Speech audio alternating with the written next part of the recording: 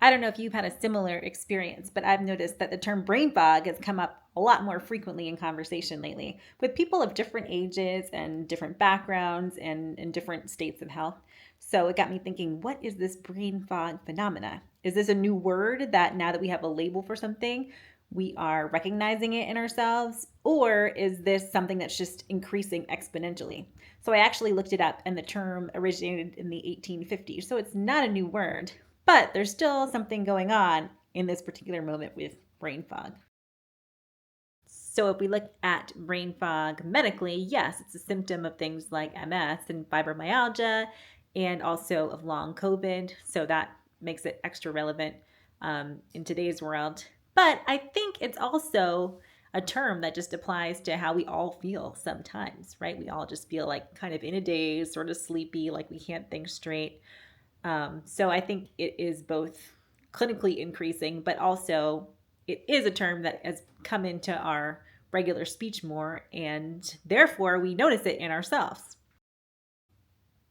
This got me thinking about a lot of parenting books for toddlers, and they'll tell you when your kid is having a tantrum and they're completely apoplectic, what you do is you calm them down and then you say, "Wow, you were really angry." And then they witness themselves in this angry state and learn what this emotion is. And then after they learn to recognize it in themselves, then they can learn to eventually control their behavior and act more appropriately.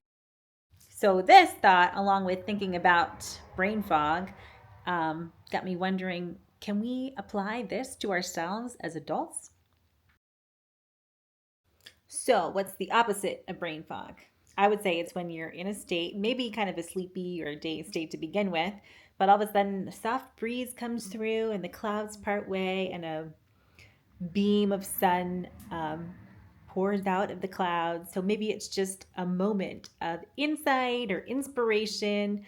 But if we're not aware of it and we don't latch on to that one particular moment, then we might miss it and not be able to celebrate that small victory. So maybe we call it beholding the ray, that moment of insight or clarity, which would be the opposite of brain fog. But again, if you don't label it and claim it, then you might miss it.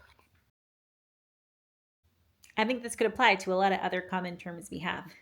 An example might be saying you're hangry, like you're so hungry that you're angry and irritated and just generally unpleasant to be around. So, arguably, the opposite of that is being full, right? When you're not hungry at all.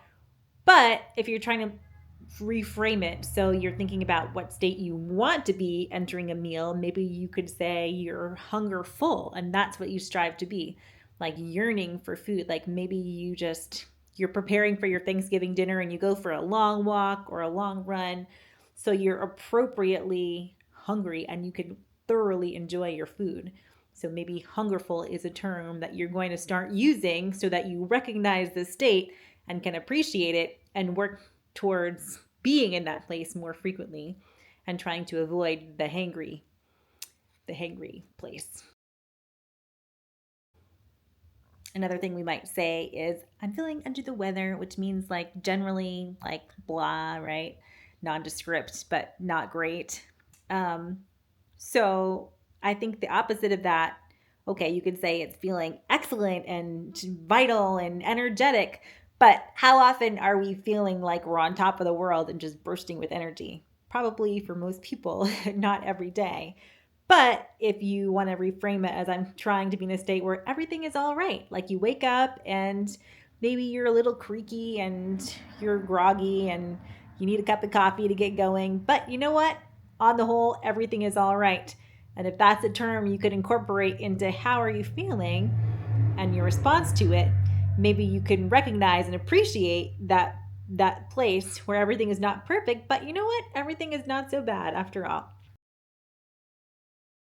Another thing I hear people say frequently is, I'm feeling so ADD, like I just can't concentrate. I'm just jumping around from one thing to the other, which, in our modern world with your phone and your tablet and your TV and your kids running around, I think it's kind of natural, unfortunately, to fall into that place frequently. But if we want to think about what's the opposite of feeling ADD and sort of scattered, maybe we our goal would be working towards kind of the creative flow state. When you are painting a picture and you look up 2 hours later and you're like, where did all that time go? Because I was so focused on what I'm doing. But as the mother of small children, or maybe you just are busy in other ways, it's not necessarily a very attainable goal to be in the flow state. But maybe our goal is just to be tracking with the task we're doing. Like maybe I'm tracking with doing the dishes. I'm just focusing on doing the dishes. I'm not listening to a podcast or YouTube. I'm not listening to an audiobook. I'm not trying to do 8 other things. I'm just tracking with this one task. And maybe if that was our goal and we labeled it as such, we would move away from this ADD place, not in a clinical terminology kind of way, but just feeling kind of scattered and moving more towards a place of just being more intentional and focused about what we're doing. I think bigger things like depression or anxiety are so personal and people experience them in such different ways that you kind of would have to come up with your own opposite. Like, I feel anxious in like a hot, agitated kind of way. So, my opposite of anxious, the thing I'm striving for, is a cool, centered kind of state. And I'm going to find a word that encapsulates my desired place and try to integrate that into my vocabulary. And I feel like just coming up with the word, coming up with the label for the thing that you want to be experiencing, and then trying to use that word more frequently will help you recognize when you're in that place. And maybe you're not in that place all the time, but it's those small wins and seeing that you get there sometimes that I feel like helps move you in the right direction and motivates you to be like, okay, things are not so terrible after all. So anyways, this is my current experiment. I'm trying to really hone in on those words that really illustrate very clearly the state that I want to be in so that I can latch on to them. And when I'm in those states, I can say, see, I made it, and give myself a little pat on the back. But I've been reading a lot about classical education and the importance of words, and this just strikes me as one of those practical applications. Like, how can finding the best word for a given situation really improve our lives? And I'm hoping this will be one of those ways for me.